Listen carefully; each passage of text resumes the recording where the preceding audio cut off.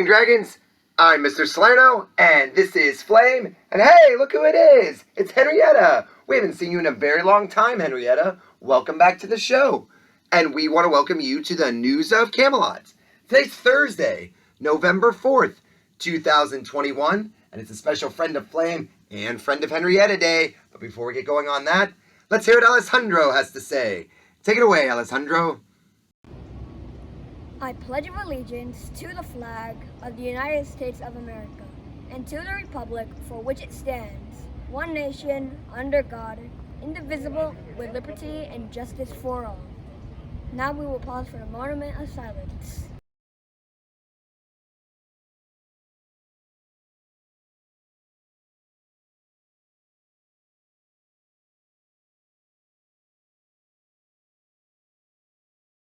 Excellent work, Alessandro. We appreciate you taking the time to say the Pledge of Allegiance and lead us in the moment of silence.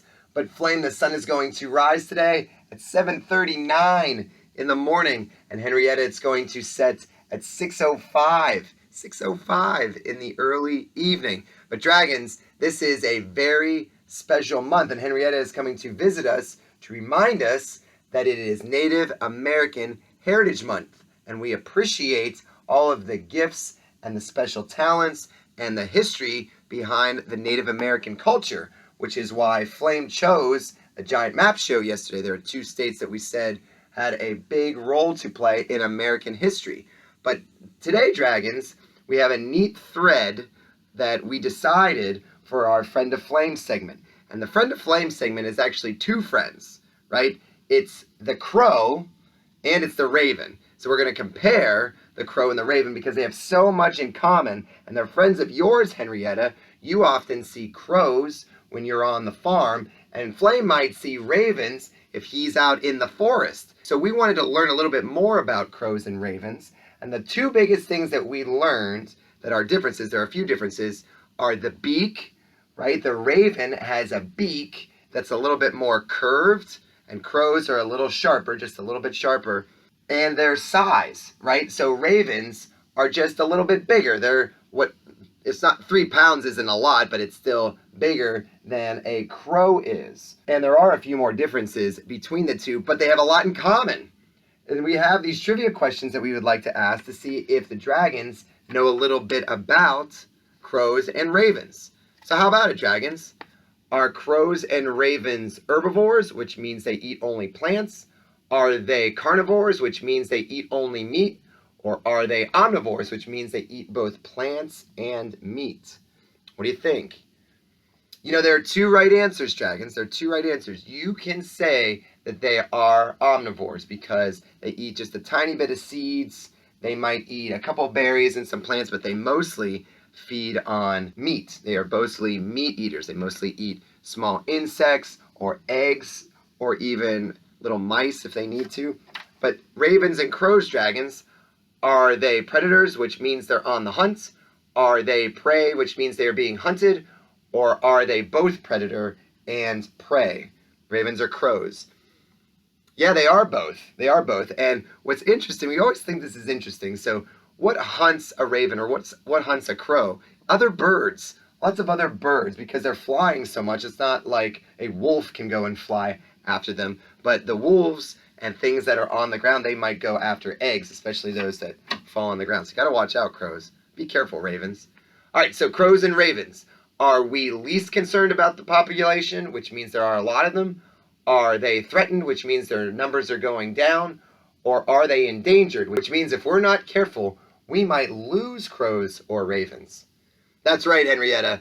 We are least concerned about their population. And in fact, in the last 40 years, the populations of both crows and ravens has gone up by 20%. By 20%, they're over 35 million of each. That's a lot. I mean, that's a lot. So now, crows and ravens, are they diurnal, which means they're awake during the day? Are they crepuscular, which means they're awake when the sun rises and sun sets? Or are they nocturnal, which means that they are awake and active during the night? No, that's not right, Flame. No, that's actually not correct. That's right, Henrietta. They are diurnal. And you would think that because they're sleek and dark and black, that they might be around at night a little bit more, but in fact, they are sleeping at night. They are awake during the day a lot more because they are calling more. So if you heard a crow at night, there's probably danger near the crow. Just gotta be careful with that. Whoa, did you hear that? Did you that is loud. That is loud. That is loud. You almost can hear that. That's right, Henrietta. That's a crow. That's a crow. Right. That is loud. And there are more crows that are in this part of Virginia. A friends of Flame, the crows and the ravens. You don't want to leave out the ravens. And a very special friend that we will have a fun little interesting fact about at the end of today's show. Dun-ta-da! It's time for the birthday box. All right, here we go. Birthdays, November the 4th. This is going to be great. November the 4th. Let's hear it. So, Kayla Perez Palma-Valiz. Kayla Perez Palma-Valiz, happy birthday to you in pre-K. Kayla, happy birthday. And Matthias Tafera. Hey, Matthias in kindergarten. That is so great. Happy birthday to you, Matthias. A pair of dragons. Some of our youngest dragons. That's great. Happy birthday, dragons. And the male. Now look at this, Flame. Look at this, Henrietta. The male is exploding with this special message. It says, Dear Flame, the second graders in Miss One's class have been learning about endangered animals in word study. Now that's fun. Here are their posters and letters for Flame. They want to encourage the students at Camelot to recycle. Love, Miss One's second graders. Right? That's a fun little message. Thank you, Miss One, for showing us that. That is cool. So let's see what we have. We've got Andrea. Nice job, Andrea. And we've got Cora. Good job, Cora. And Taylor. And Sadia. Oh, this is a special message. Wow. Save endangered animals. Yes, in fact, Aiden, we should save endangered animals. Nice job, Aiden. Okay, so now we have Andrea. And not sure who this one belongs to. Let's see. But it is very special, nevertheless. And we've got Toby and Sana, Mackenzie, and Teddy. Oh, save Komodo dragons.